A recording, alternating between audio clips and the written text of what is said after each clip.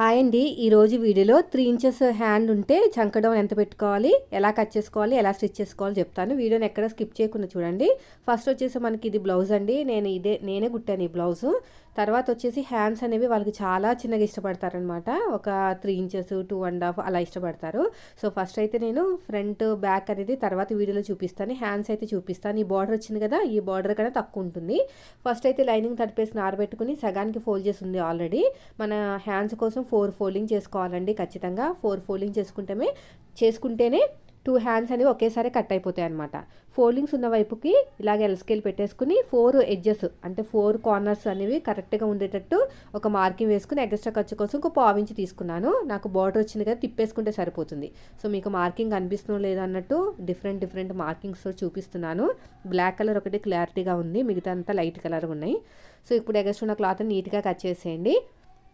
ఆ తర్వాత వచ్చేసి మనం తీసుకున్న ఆది బ్లౌజ్ ఉంటుంది కదా, దీని నుంచి కరెక్ట్గా చూసుకోండి. వీళ్ళు కొంచెం ఎక్కువైనా కూడా ఇష్టపడరు. ఇక్కడ మనకి ఎంత కావాలో ఖర్చు అంత వదిలేసుకుని ఇక్కడ మన హ్యాండ్ దగ్గర ఒక మార్కింగ్, ఖర్చు కోసం ఇంకో పావించు స్ట్రేట్గా లైన్ వేసేసేయండి. లైన్ వేసుకున్న తర్వాత ఇలా నీట్గా లైన్ వేసుకున్న తర్వాత మొత్తం పొడుగు వచ్చేసి ఖర్చుతో కలిపి 3 మీద ఒక గీత 3 ఇంచులు వచ్చింది. సో దీంట్లో సగానికి ఫోల్డ్ చేసుకోవాలి. అంటే 1.5కి ఫోల్డ్ చేసుకుంటే మనకి చంక డౌన్ అనేది వస్తుందన్నమాట. 5 ఇంచుల లోపు ఎంత ఉన్నా కూడా చంక డౌన్ అనేది హాఫ్ కింద ఫోల్డ్ చేసుకుని వేసుకోవాలండి. చంక దగ్గర మాకు పైకి హ్యాండ్స్ ఎత్తినప్పుడు ఇబ్బందిగా ఉందనుకుంటే నేను ఆల్రెడీ ఒక వీడియోలో చెప్పాను, హ్యాండ్ లూజ్ దగ్గర క్రాస్గా కట్ చేసుకుంటే మనకు కావాల్సినంత మనకి చంక దగ్గర అనేది క్లాత్ అనేది వస్తుంది. డౌన్లో మాత్రం ఏ మార్పు ఉండదు. జస్ట్ మనకి క్లాత్ చంక దగ్గర క్లాత్ కావాలి అనుకుంటే హ్యాండ్ లూజ్ ఉంటుంది కదా, ఫోల్డింగ్ దగ్గర నుంచి హ్యాండ్ లూజ్ వరకు క్రాస్గా ఎక్కువ కట్ చేసుకోవాలి. సో ఇప్పుడు నేనైతే ఆర్మ్ లూజ్ అయితే చెక్ చేస్తున్నాను. నాకు వచ్చేసి 8.6 వరకు వచ్చిందండి ఆర్మ్ లూజ్ అనేది. చూడండి, పైన షోల్డర్ కుట్టు దగ్గర నుంచి సైడ్ జాయింట్ వరకు, షోల్డర్ కుట్టు దగ్గర నుంచి సైడ్ జాయింట్ వరకు నాకు 8.6 అనేది వచ్చింది. అంటే ఇది వచ్చేసి మీడియం సైజ్ బ్లౌజ్ అండి. చూడండి, అంటే 8.5 కన్నా కొంచెం ఎక్కువే ఉంది. సో నేనైతే 8.6కి అయితే మార్కింగ్ వేస్తున్నాను, కరెక్ట్గా వచ్చింది.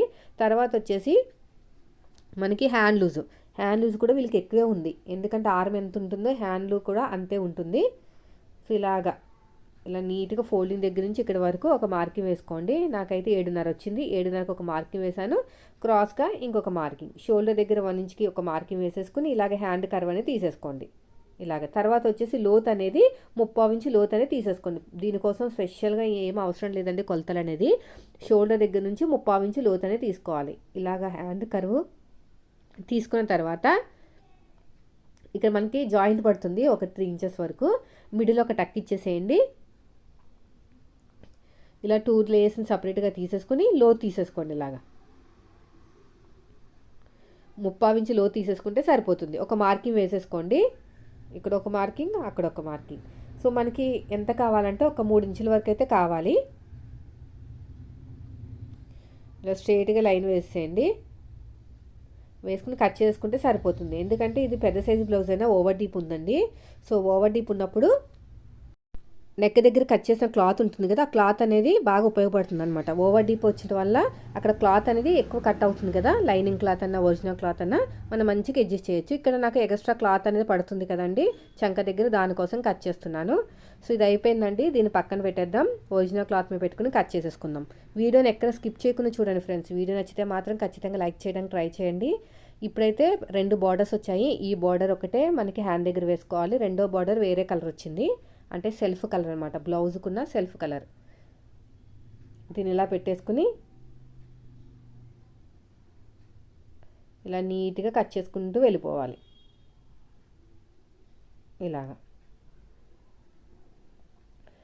అయిపోయిందండి. ఇప్పుడు ఎగస్ట్రా ఉన్న క్లాత్ని తర్వాత కుట్టేటప్పుడు కట్ చేస్తాను. ఇప్పుడు ఎలా కుడతానో చూడండి. ఒక హ్యాండ్ చూపించి జాయిన్ చేసి చూపిస్తాను. చూడండి, సైడ్కి మనకి ఖర్చులు పడతాయని చెప్పాను కదా. సో దీనికోసం ఇలాగ స్టిచ్ చేసుకుంటూ వెళ్ళిపోవాలి. టాప్ స్టిచ్ కూడా వేయాలి. ఇక్కడ కూడా అంతే.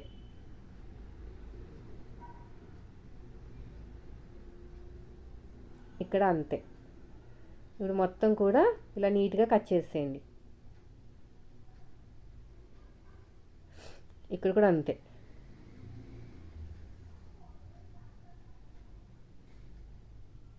ఎగస్ట్రా క్లాత్ని కట్ చేసేయండి.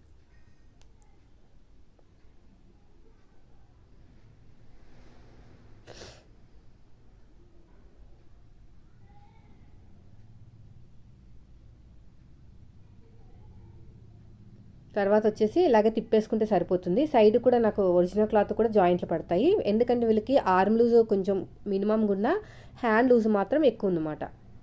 అంటే వీళ్ళకి పైనుంచి కింద వరకు హ్యాండ్ లావ్ అనేది ఒకేలాగా ఉంటుంది.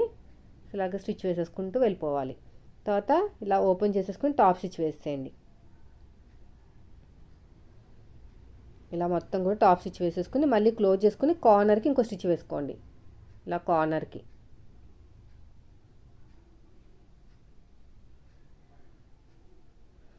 అయిపోయిందండి. ఎగస్ట్రా క్లాత్ని కట్ చేసేద్దాము. ఇలా జాయిన్ చేసుకున్న తర్వాత ఒరిజినల్ క్లాత్ని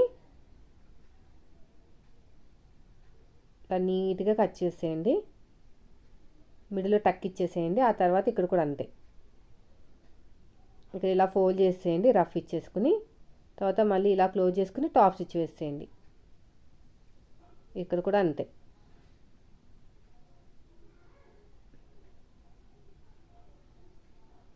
ఇలా ఫోల్డ్ చేసుకుని రఫ్ ఇచ్చేసేయండి.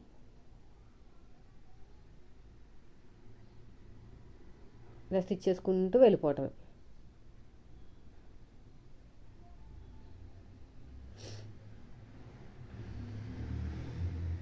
ఇప్పుడు ఫ్రంట్కి వచ్చేటట్టు, బ్యాక్ వచ్చేటట్టు చూసుకుని ఇలా నీట్గా కుట్టుకుంటూ వెళ్ళిపోవాలి.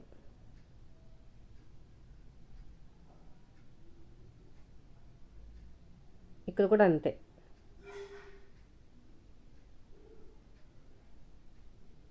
ఇలాగ స్టిచ్ చేసుకుంటూ వెళ్ళిపోవాలి. ఫస్ట్ నుంచి లాస్ట్ వరకు ఇంకొక స్టిచ్ వేసుకోవాలి. ఇలాగా